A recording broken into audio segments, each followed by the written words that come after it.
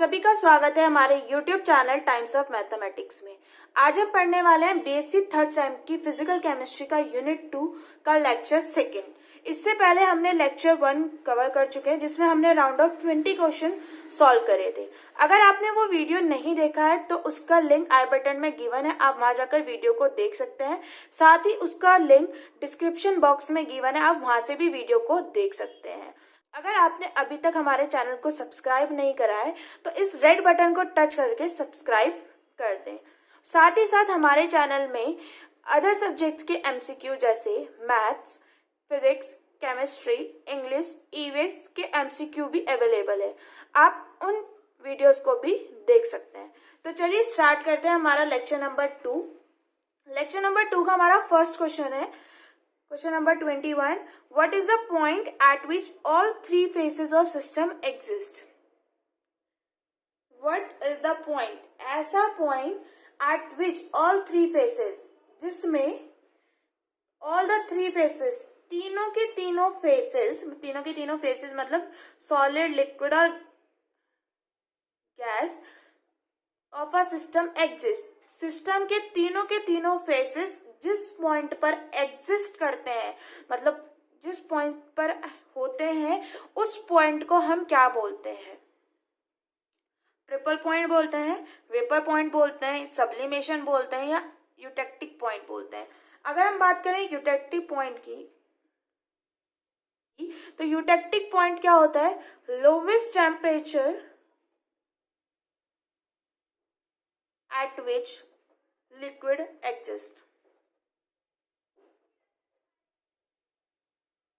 Liquid का वो सबसे कम टेम्परेचर जिसमें लिक्विड एग्जिस्ट करता हो, मीन्स ऑलमोस्ट जो लिक्विड है वो फ्रीज होना स्टार्ट कर दे या फ्रीज हो जाए, उस टेम्परेचर को हम क्या बोलते हैं? Eutectic point. तो हमें तो ये बताना है कि जहां पर तीनों फेज एग्जिस्ट करते हैं, तो ऑप्शन डी तो होगा नहीं। सब्लिमेशन का मीन्स क्या होता है? सॉलिड से गैस या गैस से सीधा डायरेक्ट सॉलिड में कन्वर्ट होना। बट याद हमें तो ये बताना है कि ये कहते हैं तीनों फेज कहाँ होता है, तो ऑप्शन सी भी नहीं होगा, ठीक है, क्योंकि इसमें सिर्फ दो ही फेजेस आ रहे हैं, सॉलिड और गैस। वेपर पॉइंट होता है आपका बॉइलिंग पॉइंट, जिसमें चीजें बॉइल करती हैं, वो पॉइंट जिसमें लिक्विड बॉइल होना स्टार्ट हो जाता है। बट हमें तो यहाँ बताना है कि तीनों फेज एक ही साथ पड़ते हो, तो हमारा ऑप्शन ए करेक्ट ऑप्शन है, ट्रिपल पॉइंट।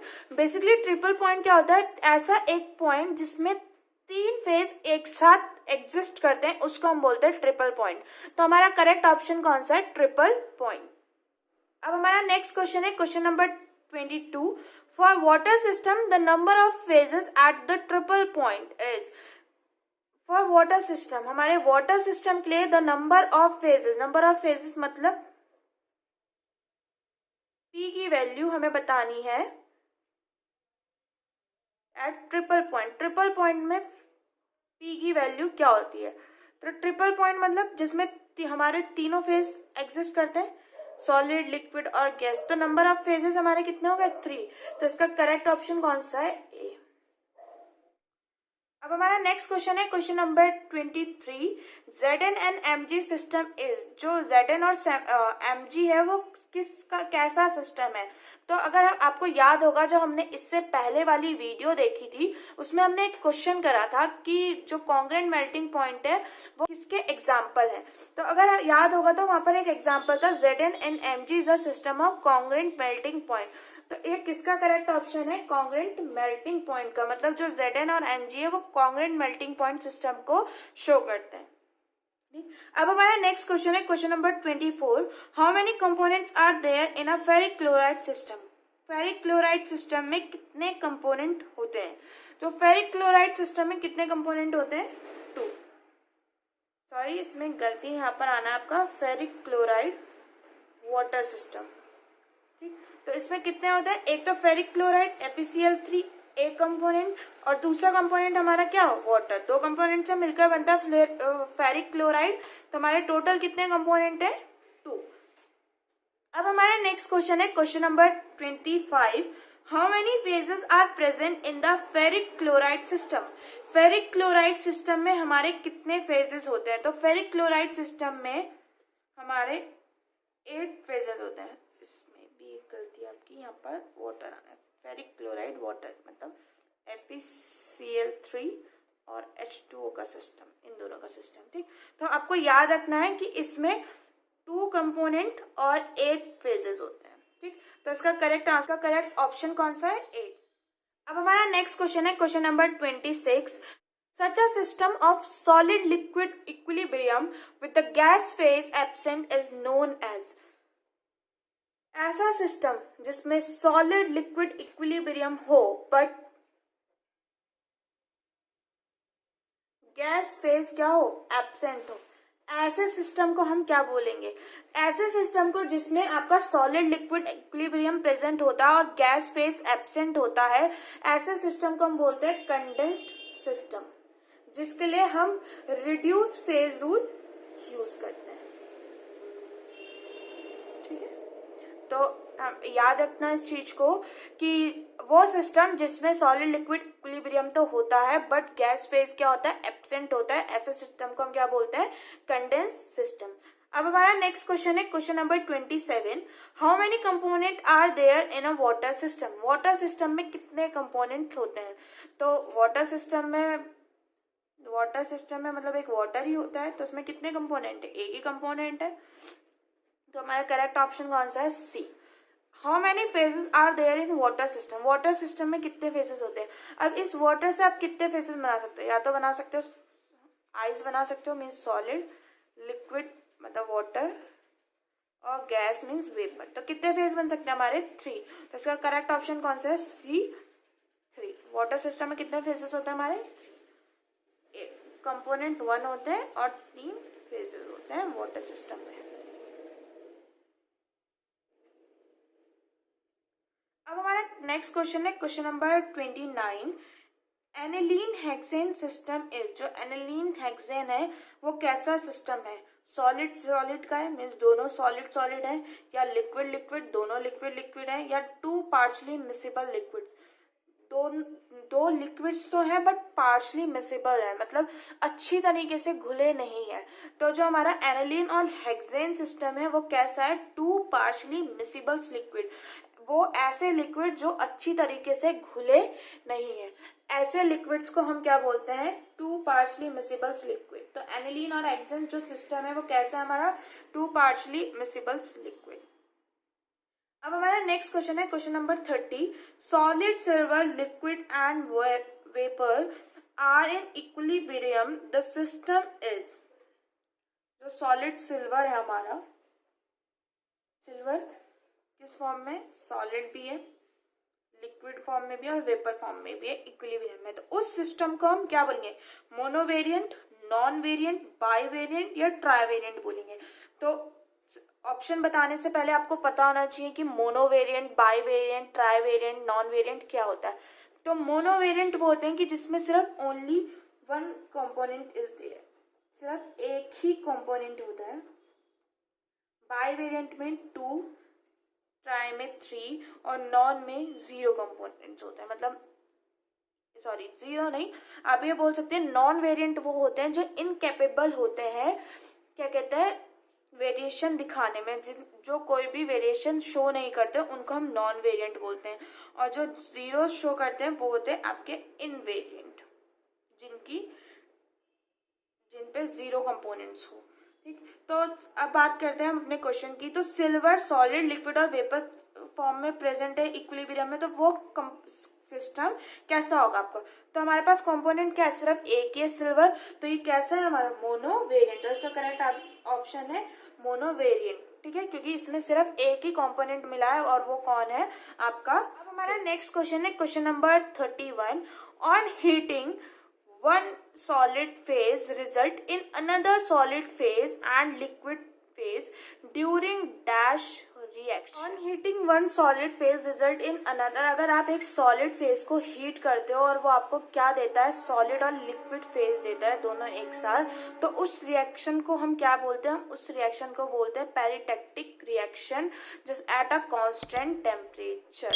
ठीक है, हमारी जो पेरिटेक्टिक रिएक्शन होती है वो हमारी क्या होती है कि जब एक सॉलिड फेज को आप हीट अप करते हो तो वो दूसरे सॉलिड और लिक्विड फेज में कन्वर्ट हो जाती है, और वो भी एट अ कांस्टेंट टेम्परेचर। और ऐसी रिएक्शंस को हम क्या बोलते हैं? Peritectic reaction. तो इसका करेक्ट ऑप्शन है बी, पेरिटेक्टिक रिएक्शन। अब हमारा नेक्स्ट क्वेश्चन है question number 32। The minimum temperature at which the solution freeze completely is known as। minimum temperature means कम से कम means lowest temperature at which the solution freezes completely, जिसमें solution लगभग completely freeze हो जाए, ठीक है। वो सबसे कम टेम्परेचर जिसमें सॉल्यूशन फ्रीज हो जाए कम्प्लीटली, उसको हम क्या बोलते हैं? अगर आपको याद हो, जब हमने इस वीडियो का स्टार्टिंग क्वेश्चन करा था, सबसे फर्स्ट क्वेश्चन करा था स्टार्टिंग में, तो उसमें हमने बताया था कि यूटेक्टिक क्या होता है कि जो lowest temperature at which liquid exist, वो सबसे कम टेम्परेचर जिसमें लिक्विड एग्जिस्ट करता है, मतलब इतना कम टेम्परेचर जिसमें ऑलमोस्ट वो क्या बन जाए? फ्रीज हो जाए। तो ऐसा लोवेस्ट टेम्परेचर जिसमें लिक्विड कम्प्लीटली फ्रीज हो जाए, वो हमारा यूटेक्टिक पॉइंट। तो इसका करेक्ट ऑप्शन कौन सा है? सी, यूटेक्टिक पॉइंट। अब हमारा नेक्स्ट क्वेश्चन है question number 33। Transition temperature is, जो हमारा ट्रांजिशन टेम्परेचर है वो क्या है? अपने ऑप्शन देख लेते हैं हम, क्या है? मेरिटेक्टिक्स है या पेरिटेक्टिक्स है या C both A and B और डी नन ऑफ दिस। तो हमारा करेक्ट ऑप्शन क्या है? पेरिटेक्टिक और एज वेल एज मेरिटेक्टिक। क्यों हम मेरिटेक्टिक को ही पेरिटेक्टिक बोलते हैं? तो हमारा करेक्ट ऑप्शन कौन सा है? सी, बोथ ए एंड बी। तो जो हमारा ट्रांजिशन टेम्परेचर होता है वो हमारा पेरिटेक्टिक और मेरिटेक्टिक दोनों होता है। नेक्स्ट क्वेश्चन है हमारा question number 34। The temperature at which the relative stability of two phases of an element changes is called. वो टेम्परेचर जिसमें दो फेज की रिलेटिव स्टेबिलिटी चेंज होती है, उस टेम्परेचर को हम क्या बोलते हैं? तो अगर हम देखें ट्रिपल पॉइंट, उस पॉइंट पर जहां पर तीन फेज होते हैं। मेल्टिंग पॉइंट, जहां पर कोई भी सब्सटेंस सॉलिड से लिक्विड में कन्वर्ट होता है। Eutectic point, lowest temperature.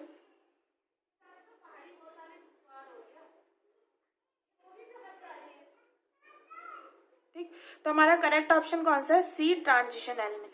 वो टेम्परेचर जिसमें हमारी रिलेटिव स्टेबिलिटी दो फेज की चेंज होती है, उसको हम बोलते हैं ट्रांजिशन पॉइंट।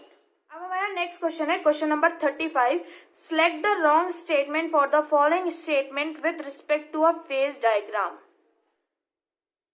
हमें जो हमारे को ये 4 ऑप्शन देखे हैं, उनमें से हमें बताना है कि ये कौन सा ऑप्शन सही नहीं बैठता हमारे फेज डायग्राम के लिए, या कौन सा स्टेटमेंट इनमें से गलत है। अगर देखें तो जो हमारा फेज डायग्राम होता है, ये हमें इंफॉर्मेशन देता है कंसंट्रेशन में, सॉल्युबिलिटी में और डिग्री ऑफ फ्रीडम में और उसकी फिजिकल प्रॉपर्टीज में। ठीक है, ये हमें जो एक्सप्लेन नहीं करता है किसी का भी रिलेटिव कंसंट्रेशन या रिलेटिव कंसंट्रेशन, टोटल कंसंट्रेशन, ये हमें नहीं बताता है। तो इनमें से ये कंसंट्रेशन ऑफ स्पीसीज को भी बताता है, सॉल्युबिलिटी रेट को भी बताता है, उसकी physical properties, degree of freedom, ये सब किसमें आता है? हमारा मेल्टिंग पॉइंट, बॉइलिंग पॉइंट में आता है। ये सब उसको बताता है, ठीक, बट किसको नहीं बताता है? रिलेटिव कंसंट्रेशन को। तो हमारा करेक्ट ऑप्शन कौन सा है इसमें से? D, gives information about relative concentration. मतलब ये ऑप्शन हमारा गलत है फेज डायग्राम के अकॉर्डिंग, क्योंकि फेज डायग्राम कंसंट्रेशन की इंफॉर्मेशन देता है, सॉल्युबिलिटी रेट, फिजिकल प्रॉपर्टीज और डिग्री ऑफ फ्रीडम की, वो रिलेटिव कंसंट्रेशन के बारे में नहीं बताता। अब हमारा नेक्स्ट क्वेश्चन है question number 36। The change of phase from liquid to solid is. अगर कोई भी सब्सटेंस हमारा लिक्विड से सॉलिड में कन्वर्ट हो रहा है, तो हम उसको क्या बोलते हैं? लिक्विड है हमारा वाटर फॉर एग्जाम्पल, और सॉलिड हम बना देते हैं इसको। तो भाई जब भी हम फ्रिज में क्या करते हैं, पानी रखते हैं, तो वो आइस में कन्वर्ट हो जाती है। जब हमें आइस जमानी होती है तो हम क्या करते हैं? उसको फ्रीज करते हैं ना, फ्रीजर में रखते हैं। तो यहाँ से वर्ड आया हमारा फ्रीज। तो जब भी हम लिक्विड को सॉलिड में कन्वर्ट करते हैं तो वो क्या होती है? फ्रीजिंग। तो हमारा करेक्ट ऑप्शन क्या है? ए, फ्रीजिंग। जब भी कोई भी लिक्विड चीज सॉलिड में कन्वर्ट होती है तो उस प्रोसेस को हम क्या बोलते हैं? फ्रीजिंग। अब हमारा नेक्स्ट क्वेश्चन है question number 37, what is the degree of freedom of pure liquid benzene. तो जो हमारा प्योर लिक्विड बेंजीन है उसकी हमें डिग्री ऑफ फ्रीडम बतानी है। Degree of freedom means F हमें बताना है। कंपोनेंट कितने हैं इसमें हमारे पास 1 और कंपोनेंट मीन्स एक बेंजीन है और फेज भी कितना है 1 क्योंकि प्योर लिक्विड बोला है, लिक्विड एक ही फेज है। तो अब इसकी हम डिग्री ऑफ फ्रीडम निकालते हैं C+2 माइनस P। तो 1 + 2 - 1 1 से 1 कैंसिल आउट। फ्रीडम हमारा कितना हो गया डिग्री ऑफ फ्रीडम 2। तो हमारा करेक्ट ऑप्शन कौन सा है C 2। Degree of freedom is 2। अब हमारा नेक्स्ट क्वेश्चन है a triple point is trivariant, bivariant, invariant और टेट्रावेरिएंट। अभी हमने बताया था ट्राइवेरिएंट, बाइवेरिएंट, इनवेरिएंट क्या होता है। ट्राइवेरिएंट वो होते हैं कि जिसमें 3 कंपोनेंट्स होते हैं, बाई में 2 कंपोनेंट्स, इनवेरिएंट में 0 और टेट्रा में 4 कंपोनेंट्स होते हैं। ठीक है, तो ट्रिपल पॉइंट एक ऐसा होता है कि जिसमें 3 पॉइंट्स आकर मिलते हैं एक साथ। तो ये कैसा है आपका ट्राइवेरिएंट। अब हमारा नेक्स्ट क्वेश्चन है the number of degree of freedom in aqueous solution of sugar is. जो एक्वस सॉल्यूशन है हमारा शुगर का, उसमें डिग्री ऑफ फ्रीडम कितनी है। हमें फाइंड क्या करना है डिग्री ऑफ फ्रीडम, एफ हमें फाइंड करना है। फेज कैसा है हमारे पास इसका 1 है क्योंकि एक्वस सॉल्यूशन बोला, एक्वस मतलब लिक्विड होता है और कंपोनेंट हमारे कितने हैं इसमें क्योंकि एक्वस सॉल्यूशन बोला, एक आपका वाटर और दूसरा शुगर, 2 कंपोनेंट है। तो डिग्री ऑफ फ्रीडम